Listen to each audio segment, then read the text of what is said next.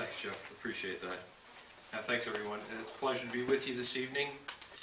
Let me begin my little segment here this evening by just sharing a little bit about my own personal background and how I discovered my own vocation, how it became apparent to me that God was calling me into this life. My brother and I had what I could probably refer to as just a very typical upbringing. We were raised in a very typical Catholic family. We prayed together, went to Mass together. I had a great pastor when I was growing up. His name was Father John Sheridan. He was a very tall, very imposing priest who wore a cassock all the time. I should learn a lesson from him, but today's officially my day off, so I dressed down a little bit. But Father Sheridan was very, very stately and very impressive. And I remember when I was very small, I brought the gifts up to Father Sheridan at Mass. I was probably no more than that high, and Father Sheridan was taller than I am. And I remember bringing up the gifts, and he looked down at me, and he smiled. And it was, I thought to myself, you know, that was probably the first time I thought, oh my goodness, wouldn't it be incredible to take Father Sheridan's place at some point in the future, you know? What an incredible honor that would be. So, you know, I made my way into school, went to Catholic high school, Catholic university, got into, I worked in a couple sales jobs for a short time, and then got into banking. I started in mortgage banking when I was in my mid-20s, mid to late 20s, and started working in a really small bank out in a really small town called Richmond, which is on the way out to Lake Geneva. And I learned how to do everything in the bank: count the vault, do the mortgage applications, open new accounts, everything. Worked the teller line. Very, very interesting experience. Worked my way through a couple of different banking jobs. It was in my mid-20s, I would say, that I had what I could describe as a really profound experience of God. I had a totally new experience, a new and different experience of God. I really felt the presence of God in my heart and my soul in a way that I never had before. And I felt as if God were almost like speaking to me, calling me into closer friendship with God, you know. It was really, I can't even describe it really, but it was just this incredible sense that God was inviting me to a closeness to God that I had not had before. And so I started becoming more involved in my parish.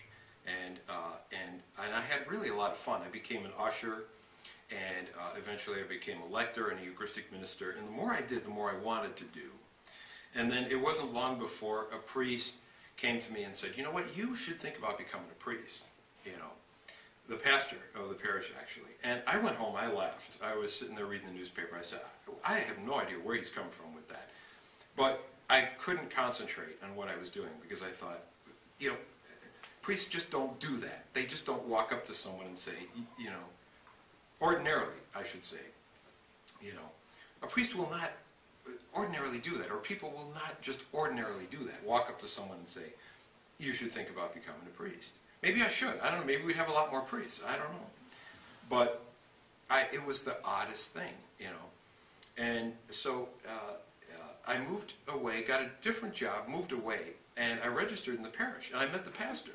And the pastor talked to me for probably about 10 minutes, asked me what I do and where I live and stuff like that. And he said, you know what, I know material for the priesthood when I see it. And I've recruited 6 other guys for the priesthood. And there's something in you that indicates to me, that is, you know, that suggests to me that you would make a good priest, and you should think about the priesthood. So, and then finally it happened one other time. Another priest came to me and said, you know, you need to think about becoming a priest, you know. And so this was something that, you know, I'm not a big believer in writing on the wall and angels appearing and signs and stuff like that. But I had to pay attention to this. I simply did. I mean, it was like the 2x4 over the back of the head. And so, you know, my call to the priesthood was not from an experience of like extraordinary conversion. Sometimes you hear stories of someone who had this incredibly powerful, extraordinary conversion experience, and they woke up and thought that maybe they should be a priest, or there was an apparition, you know, Blessed Mother, telling them they should be a priest. That didn't happen to me, you know. It was a gradual thing. It was sort of a gradually unfolding story in my own life. The more I served the church, the more I wanted to serve the church, and the more satisfaction I got out of it myself. And the more I found that people came to me and said, you know, this is something that you should seriously think about. You know, you would make a good priest. But I struggled with a lot. I struggled with my own inadequacy. I thought, you know, I don't have this priestly sort of pedigree, because I always thought that you had to be from a wealthy family, or a prominent family, or a big family, or an Irish family. My mom's Irish, but my surname is as Polish as the day is long. And so I thought, well, you know, I struggled with a lot of things. You know, am I worthy of this? Can I stand up in front of a crowd of 25 or 30 people and talk about my life? You know, 25 years ago, I would have passed out, you know, if I knew that I'd be up here doing this kind of thing today. But now, it's what I do on a Sunday morning, and it's something that gives me tremendous energy, and hopefully that is something that I can share with the people of God, you know. So I joined a priestly discernment group. There were a bunch of guys, about maybe 25 guys, that meet every week. This was a long time ago. This is probably about maybe 12, 15 years ago. I joined what's called the In-Search group. Maybe you've heard of this, but it's a group of guys that get together on every Tuesday, and they talk about a possible vocation that they may have to priesthood.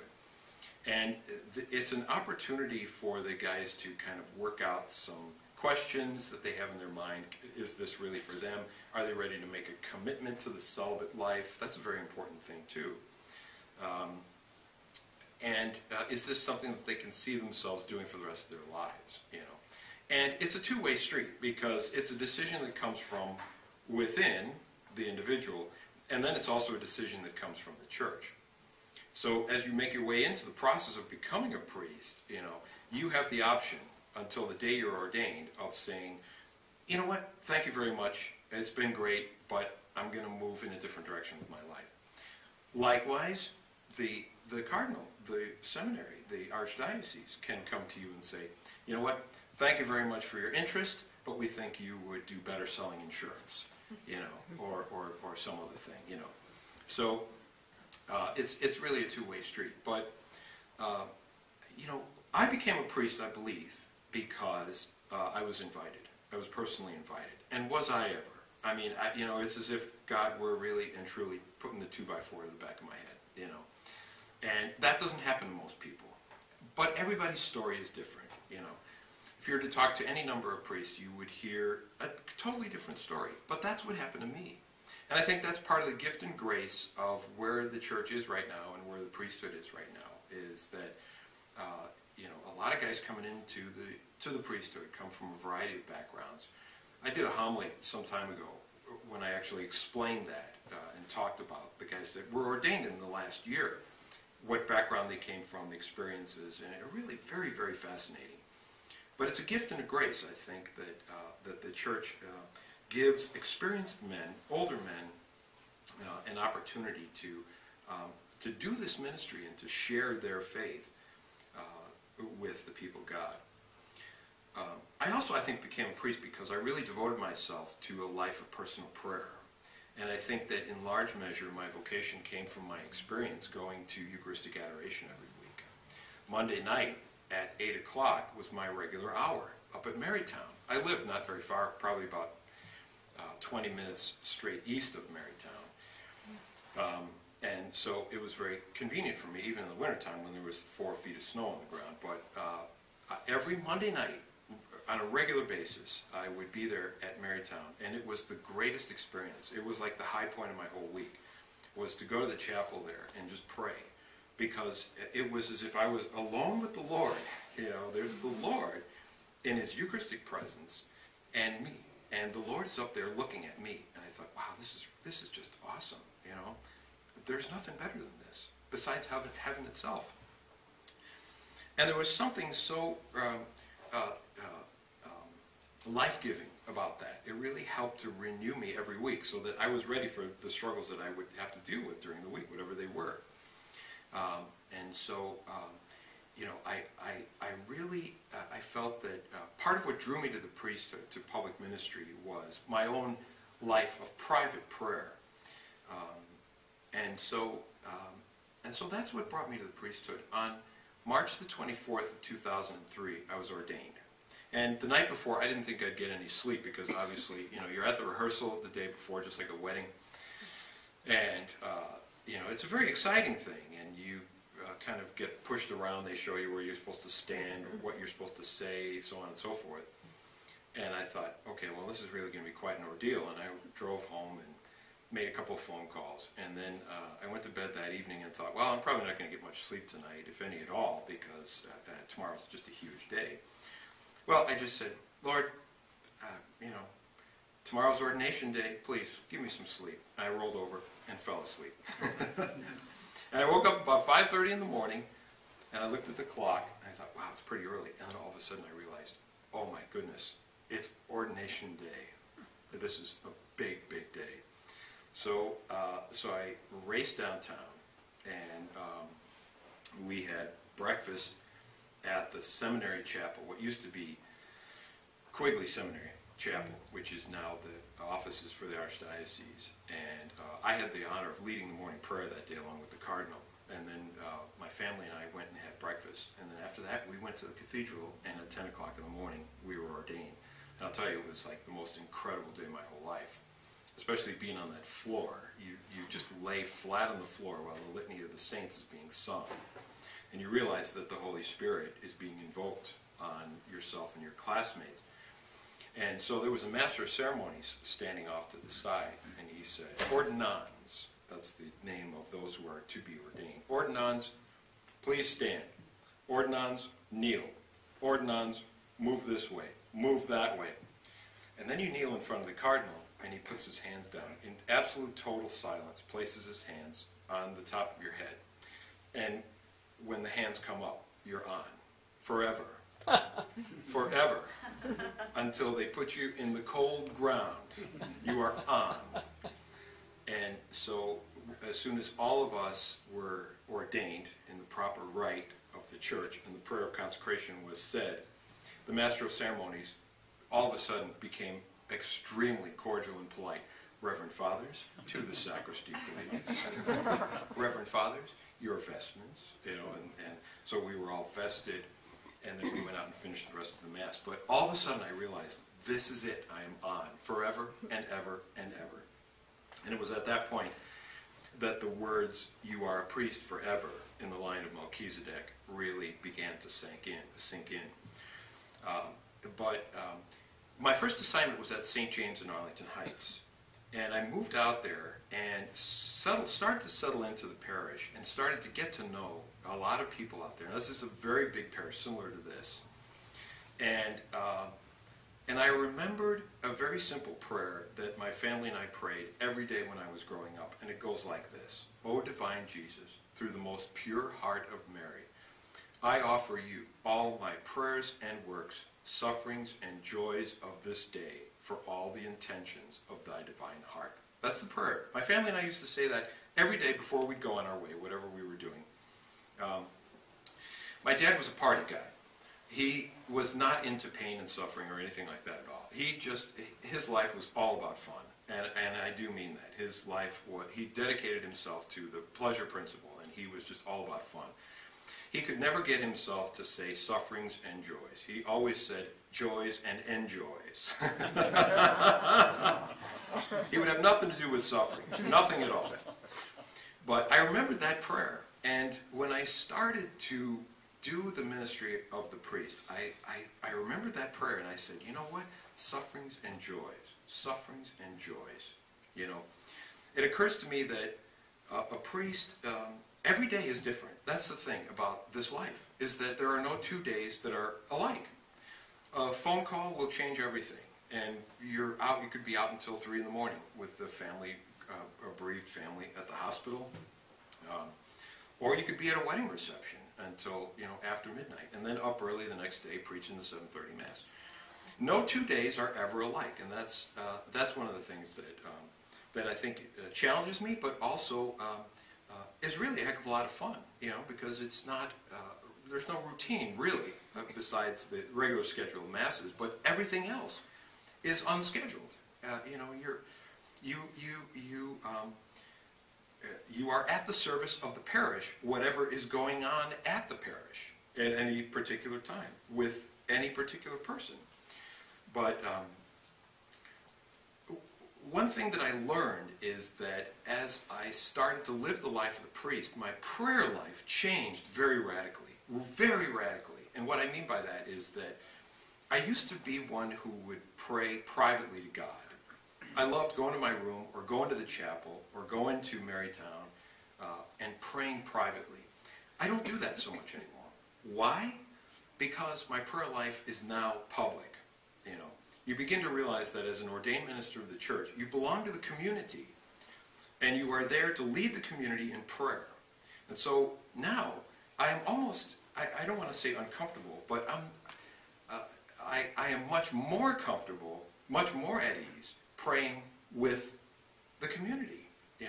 So when I'm up in my room and I open a prayer book, I feel like I'm missing something. And of course I'm missing something. It's the congregation, it's the people. Because that's what you do. You lead people in prayer,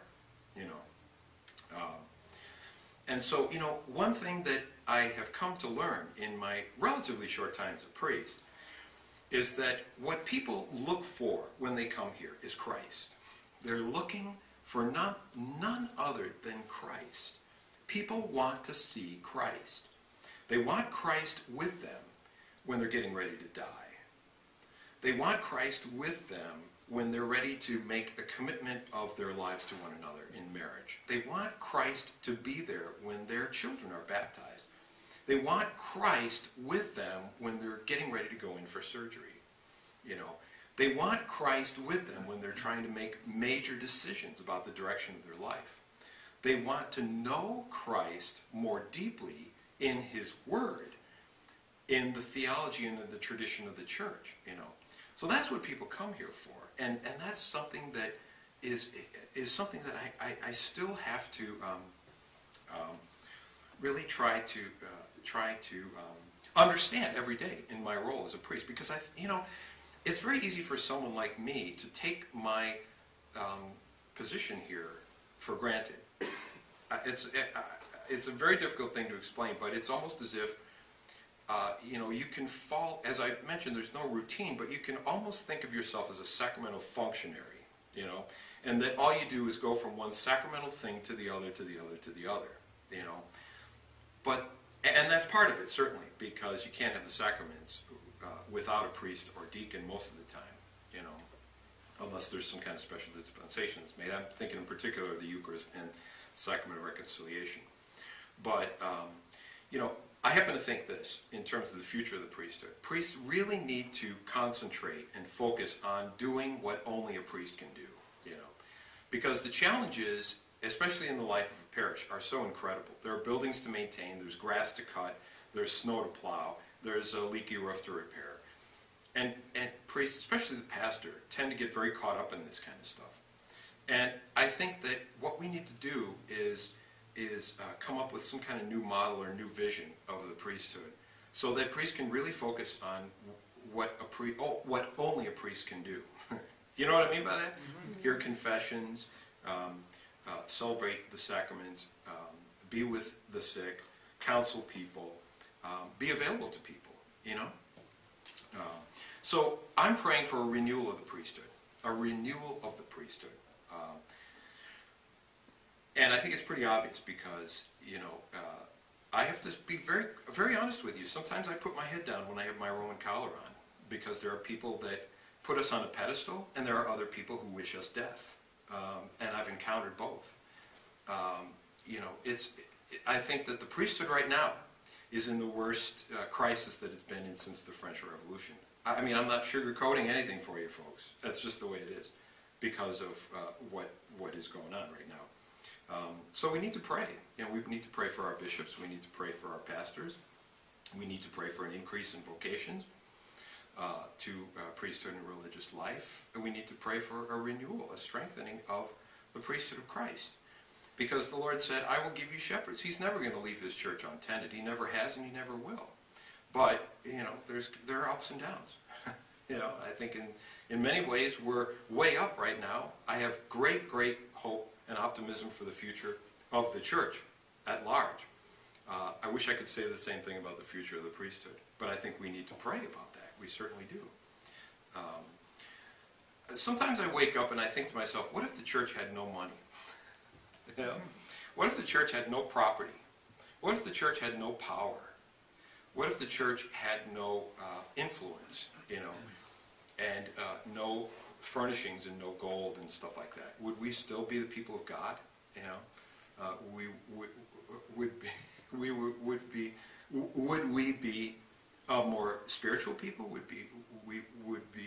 Would we be closer to God in some ways? I don't know. You know, there's lots and lots and lots of challenges out there, and I happen to be in a small percentage of priests who are under the age of 50, you know, and so I think about the future of the church a lot, and there are some things that really that bring me great joy and great hope, and there are other things that worry and trouble me.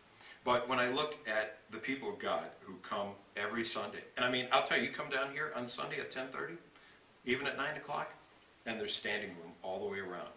You know, Sunday is what gives me great, great hope. So I live for Sundays. I really do. That's the best, absolutely the best. I could go on and on and on, but that's a little bit about, you know, what's going on and where I'm coming from these days. And I thank you all very much and wish you a very Merry Christmas and a Happy New Year. Thanks.